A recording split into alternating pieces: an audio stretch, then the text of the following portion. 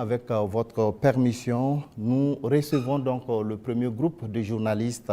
Il s'agit de Hervé Dapa de la télévision BF1 et Asmao Dao de la télévision C360. Bonsoir, chers confrères. Vous disposez de 20 minutes pour vous entretenir avec le chef de l'État sur les questions relatives à la défense et à la sécurité. Bonsoir, Excellence. Bonsoir. Alors, certains de vos détracteurs vous ramènent régulièrement une phrase, et cette phrase remonte aux premiers instants de votre prise de pouvoir, quand vous disiez que si tout est mis en œuvre, 3 mois suffiraient pour tendre vers la fin de la guerre. Et ces détracteurs disent aujourd'hui que 3 ans plus tard, la guerre n'est pas totalement terminée. Monsieur le Président, ce soir, que leur répondez-vous? D'accord, merci beaucoup. Et merci à tous d'être venus pour cette interview. C'est vrai, c'est ce que nous aurons souhaité, mais les choses n'ont pas été comme on le pense. Et je dis si tout est mis en œuvre. Alors, il y a plusieurs perspectives à mettre en œuvre pour pouvoir atteindre cet objectif dans ce laps de temps. Mais tout n'a pas été mis en œuvre comme on le souhaitait. Primo, l'adversité. Alors, dès que nous sommes arrivés au pouvoir, nous aurions espéré qu'on nous laisse travailler très rapidement et pouvoir avancer. Malheureusement, certaines personnes nous ont approchés et ont voulu que nous allions dans leur sens parce que leur objectif n'était pas que la guerre finisse de sitôt. Je veux parler de certaines forces étrangères qui étaient présentes sur notre sol. On a eu des débats houleux avec des diplomates venus d'ailleurs sur la question, mais personne ne voulait qu'on aille dans le sens de finir cette guerre. Nous l'avons compris à travers les messages. S'il arrivait que des gens viennent jusqu'à nous dire qu'il faut qu'on accepte qu'ils soutiennent les terroristes et nous soutenir également, ça veut dire ce que ça veut dire, c'est une guerre entretenue.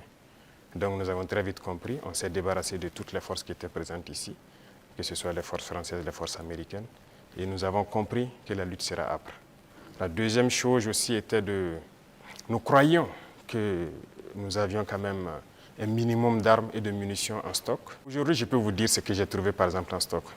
Il y avait en tout et pour tout au Burkina Faso moins de 100 000 cartouches de Kalachnikov. Et les armes, nous avions à peine une centaine. Comment est-ce qu'on pouvait faire la guerre? Donc, il fallait se rééquiper, redoter l'armée en effectifs, en armement et tout. Ce qui a fait que l'objectif de 3 mois, si ces conditions préalables étaient réunies, c'était bien possible. Mais il n'y avait rien. On n'était pas préparé à la guerre, tant sur le plan équipement que sur le plan effectif. Justement, Monsieur le Président, vous venez de le dire, hein, quand vous prenez le pouvoir, si on veut caricaturer, il y avait plus d'hommes que de munitions dans l'armée burkinabé.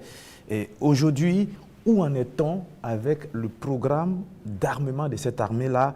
Et puis, quels sont les signes qu'elle est en train progressivement de monter en puissance? Très bien, je l'ai dit. Je ne peux pas dépeindre toute la situation qu'il y avait, c'était catastrophique.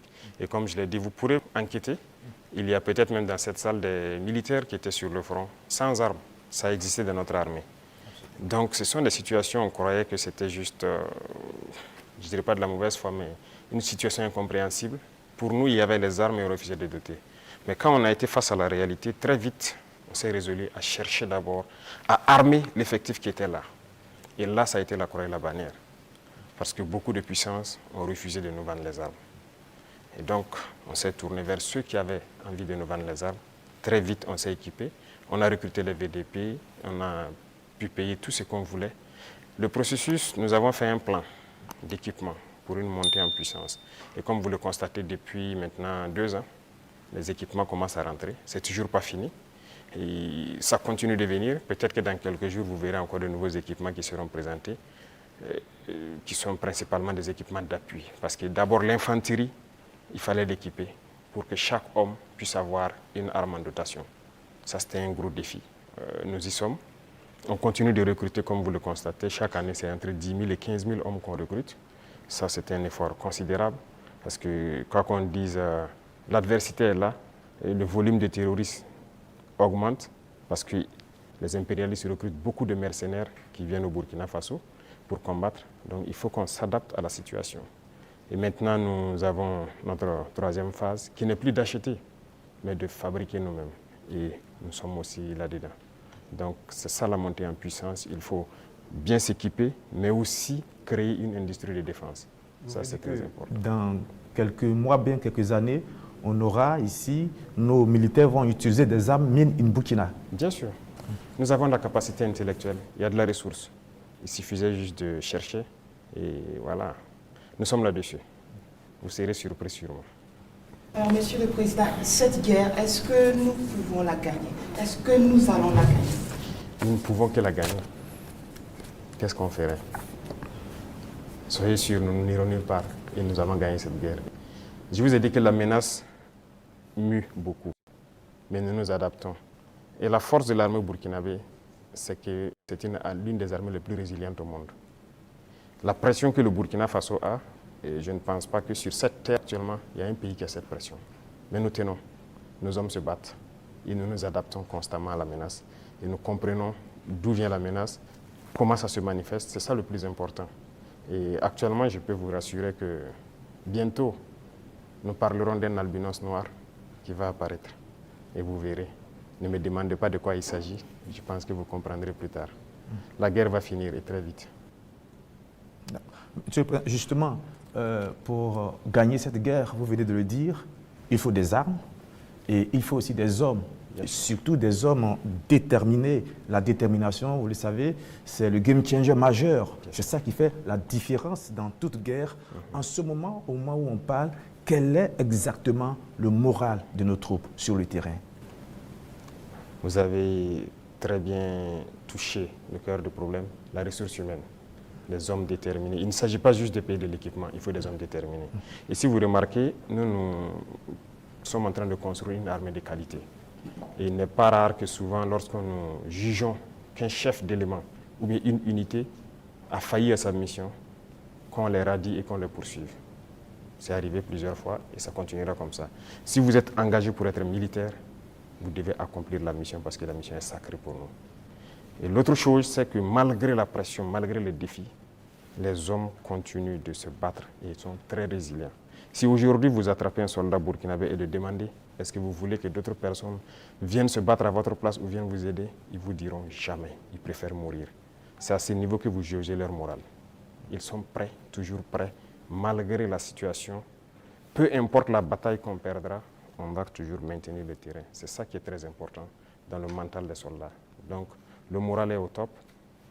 Les gens n'espéraient pas être à ce niveau d'équipement, ils y sont. Donc, ils se donnent à fond. Et moi, je ne peux que féliciter et remercier tous ceux qui se battent. C'est très important. Alors, Monsieur le Président, dans votre argumentaire, vous parlez d'une guerre qui prend différentes formes, qui mue. On se demande, on se pose toujours cette question 10 ans après, qui attaque le Burkina Faso? Ce n'est pas du terrorisme seulement. C'est une guerre pour s'accaparer de nos richesses et nous empêcher de nous développer. Je l'ai une fois développé lors d'un discours, je pense. Je disais que si nous, on arrive à exploiter convenablement notre sous-sol, à transformer ce que nous sommes en train d'exploiter ici, ce que nous produisons, il y aura un sous-emploi chez eux là-bas.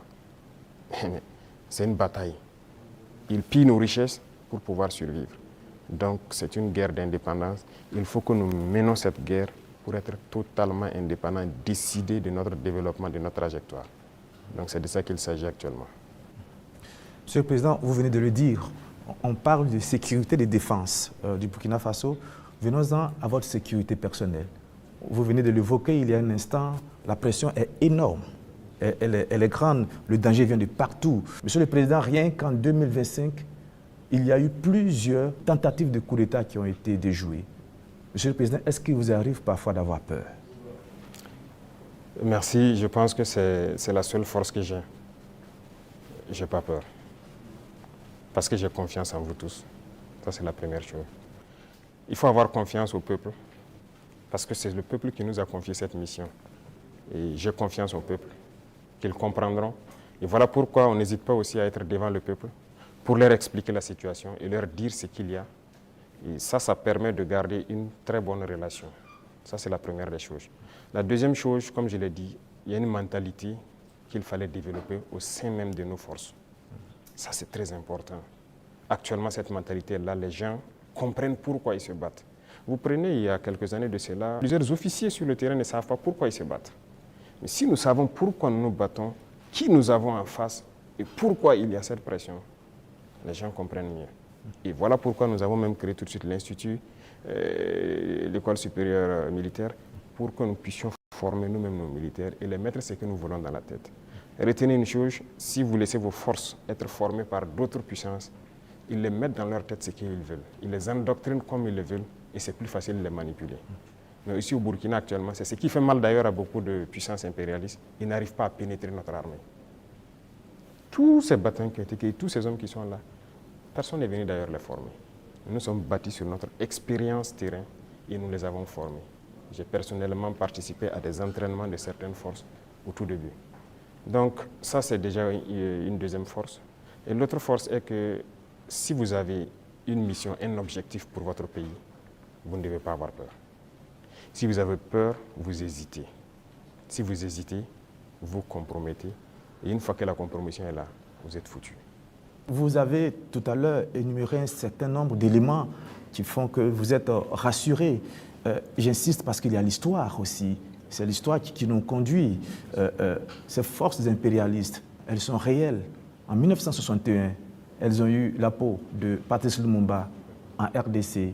En 1972, elles ont eu la peau de Kwame Nkrumah d'une autre manière. Et puis en 1987, elles ont eu la peau de Thomas Sankara, toujours avec des ennemis internes et parfois avec la complicité de certains voisins. Vous savez ce qu'on dit, Monsieur le Président, le premier devoir d'un révolutionnaire, c'est de rester en vie pour continuer le combat. Monsieur le Président, est-ce que vous pouvez rassurer toutes ces personnes, tous ces hommes, ces femmes d'ici et d'ailleurs qui commencent à espérer que vous allez rester en vie? Ils manipulent toujours de l'intérieur, nous sommes très bien conscients. Et aussi un devoir pour nous, c'est de participer à notre propre sécurité. Ce n'est pas aujourd'hui de dire que je suis chef d'État et voilà, je confie la sécurité juste à des gens. Non, tout le monde participe, moi-même je participe. Et c'est pourquoi j'ai dit, ce n'est pas juste une affaire de ceux qui sont à côté de moi, c'est une affaire de tout le peuple. Et la sécurité, ce n'est pas une affaire d'hommes de tenue et tout ce que vous pouvez imaginer. C'est tout un ensemble. C'est aussi des comportements, des manières de vivre. Il faut éviter beaucoup de choses que peut-être des erreurs ont été commises dans le passé. Et nous avons lu beaucoup sur tous ceux dont l'impérialisme a eu la peau et nous avons appris beaucoup de leçons. Voilà pourquoi on dit on ne laissera pas les choses se répéter. On anticipera, quitte à ce que les gens interprètent comme ils veulent, on va anticiper. Mais parce que nous avons compris le message, l'espoir qu'il y a, on fera tout pour anticiper toujours les actions de l'impérialisme. Monsieur le Président, du regard de la journaliste que je suis, je me dis qu'il y a un encerclement des pays de l'AES. Quand je regarde un peu en Côte d'Ivoire, il y a un camp militaire à Odiéné, près du Mali et du Burkina. Le Sénégal installe des unités à la frontière avec le Mali, sans oublier également le Bénin qui fait frontière avec le Burkina Faso et le Niger. Est-ce que, Monsieur le Président, vous partagez ce point de vue? Est-ce que vous voyez les choses de cette manière? Je pense que quand vous décidez de faire la révolution, il faut vous apprêter à cette adversité. C'est logique qu'ils nous encerclent. C'est logique qu'ils essaient de nous faire tomber. C'est logique. C'est comme je dis, c'est une bataille. Ils se battent pour leurs intérêts. Et c'est à nous, si on a décidé de faire la révolution, de tout mettre en œuvre pour que cet encerclement soit vaincu. Vous voyez, l'Afrique, on a l'habitude de ne pas avoir d'abord une armée forte. Il n'y a pas d'État s'il n'y a pas d'armée forte. Mais bon, c'était le système. Comme je l'ai dit une fois aux couleurs, ils sont venus nous flatter. Non, il ne faut pas vous armer. Même dernièrement, je pense qu'il y a dans une interview un général américain qui l'a dit encore que nos pays n'ont pas besoin d'être militarisés. C'est leur conception. Nous sommes comme des enfants, c'est eux qui doivent venir s'asseoir, faire la sécurité pour nous. Et beaucoup de pays sont dans cette situation. Ils ne construisent pas d'armée. Et quand la situation arrive, c'est le chaos. Nous sommes en train de construire une armée forte. Voilà pourquoi j'ai dit on se bat en burkinabé et on se forme en burkinabé. Ça, c'est très important. Avant, c'est quoi? Chaque fois, les forces étrangères, tout le monde vient pour former vos soldats. On vous prend comme des moins que rien. Aujourd'hui, beaucoup de forces étrangères cherchent à venir s'entraîner avec nous. Vous n'allez pas imaginer. Les plus grandes puissances cherchent à venir s'entraîner avec nos soldats. Mais ce n'est pas juste l'entraînement. Ils veulent apprendre comment on fait, comment on procède, qui nous entraîne. Mais personne aujourd'hui ne sait comment les birs sont formés, comment on les entraîne, comment on les équipe. Pourquoi nous on croit que c'est les autres qui doivent venir nous former? Ils n'ont pas créé quelque chose. Ils ont réfléchi, nous sommes dotés de cerveau. Donc il faut une armée puissante pour faire face à l'adversité. Ils vont continuer à nous encercler. Parce qu'il y aura toujours en Afrique des États comme ça, des chefs d'État comme ça qui vont autoriser. Parce qu'ils ont les mains liées, ils trahissent toujours, ils vont accepter toujours que les impérialistes viennent chez eux pour attaquer leurs propres frères. Ça, si vous acceptez la révolution, vous devez partir avec ce concept. Ça va exister. Donc on n'y peut rien, on fait avec, mais c'est à nous de nous préparer pour que l'encerclement soit nul, qu'ils ne puissent jamais atteindre leur objectif. C'est tout. Donc on fait avec. Tout récemment, la CEDEAO a tenu un forum des chefs d'état-major général des armées d'Afrique. Le Mali et le Burkina Faso n'y étaient pas, mais le Niger, si. On sent un manque de solidarité, vous qui êtes au sommet de l'État. Qu'est-ce que vous pouvez nous dire? Bon, pas un manque de solidarité. Retenez que c'est une confédération, ce n'est pas une fédération. Sur certains aspects, on fait beaucoup de choses, en tout cas en tandem, mais dans la charte, il est dit que des pays peuvent décider des relations et de ce qu'ils peuvent faire. On ne peut pas dire à tel pays de ne pas collaborer avec tel pays, non. On n'est pas à cette étape d'abord. On est en train de consolider la confédération sur les aspects, un bon nombre d'aspects de développement, de défense et de diplomatie. Et après, on va passer à la fédération. Ce sont des étapes. Donc, le Niger peut participer à des rencontres. La confédération, on ne se ferme pas. On fait des ouvertures, on côtoie tout le monde. Nous sommes très panafricanistes, on est vraiment ouverts à l'intégration, à tout ce qu'il y a, mais avec des principes. Alors, exceptionnellement, comme il s'agit de défense et de sécurité, on vous laisse une dernière question. Merci Sagnon, mais la question que je vais poser, pardonnez-moi, ne fait pas partie de la défense ni de la sécurité, mais de vos relations avec nous, les médias. Monsieur le Président, est-ce que vous avez un problème particulier avec les médias, donc avec nous les journalistes? Je dis cela parce qu'on a l'impression qu'il y a eu un malentendu. Je parle des médias nationaux, pas des médias internationaux dont certains sont tombés dans la poubelle depuis un certain moment. C'est un fait. Et pas des médias nationaux. On a l'impression qu'il y a eu un malentendu au début et il y a quelque chose, un brouillard comme ça qui est là. Comment vous analysez la situation, Monsieur le Président? Vous savez que je ne suis pas hypocrite. Il y a eu un malentendu. Il y a eu un brouillard au début, mais aujourd'hui, je dois dire que je félicite beaucoup de médias pour leur travail professionnel. Il faut éviter de suivre le travail de l'impérialisme. Certes, beaucoup parmi vous ont été formés par eux. C'est ça, vous avez été à l'école du blanc, comme on aime le dire. C'est eux qui vous ont formé au journalisme. Donc moi, je ne vous en veux pas souvent quand les gens essaient de se comporter comme eux. Mais je parle pour que les gens prennent conscience qu'il s'agit de notre patrie. Regardez ce matin, par exemple, lisez les titres des journaux en France. Ils vous diront peut-être qu'il y a une mobilisation pour mettre la pression sur le Premier ministre. Ils ne vous diront pas qu'il y a eu une marche contre le pouvoir ou quelque chose. Mais si c'était au Burkina, vous direz qu'il y a une marche contre le pouvoir.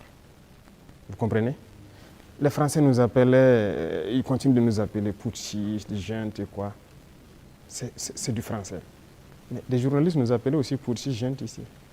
Pourquoi suivre les yeux fermés? C'est de l'esclavage toujours. Moi, je veux qu'on quitte cela. Chaque État doit se battre pour ses intérêts. Les journalistes se battent pour leurs intérêts. Pourquoi nous, on ne doit pas se battre pour nos intérêts en Afrique? Donc c'est ça, ce n'est pas uniquement les journalistes. Mais j'en veux à certains intellectuels qui sont sur des plateaux de télé en Afrique aussi. Quand ils prennent la parole, vous posez des questions, mais est-ce qu'il est africain? Ou bien génétiquement, il n'est pas là, quoi. Il n'est pas avec nous. C'est une réalité. Un retard. Oui, il faut se décoloniser les mentalités, les manières de faire. Chacun doit se battre pour sa patrie. Vous pouvez avoir une information qui est peut-être vraie et juste, mais vous décidez de ne pas sortir l'information. Parce que ça peut porter préjudice à la défense nationale, à la sécurité, à la cohésion, et ainsi de suite. Ça, c'est une décision souveraine, parce que vous voulez préserver votre pays. Mais on ne dit pas seulement dès qu'il y a une information, il faut la sortir. Non, ce n'est pas comme ça. Et très souvent, les journalistes, comme on aime le dire, le train qui vient à l'heure, ça ne les intéresse pas. c'est le train qui est en retard. Vous le savez, Monsieur le Président, donc vous nous comprenez de temps en temps. Ah oui, mais il faut éviter ça. Moi, je veux attend... maintenant que vous vous intéressez aux trains qui viennent à l'heure. D'accord. Je voudrais vous laisser avec une phrase qui est la devise d'un grand club européen. C'est celle-là: notre maillot peut être tacheté de sang, de boue et de sueur, mais jamais de honte. C'est tout ce que je vous souhaite, Monsieur le Président. Merci beaucoup. Merci grandement.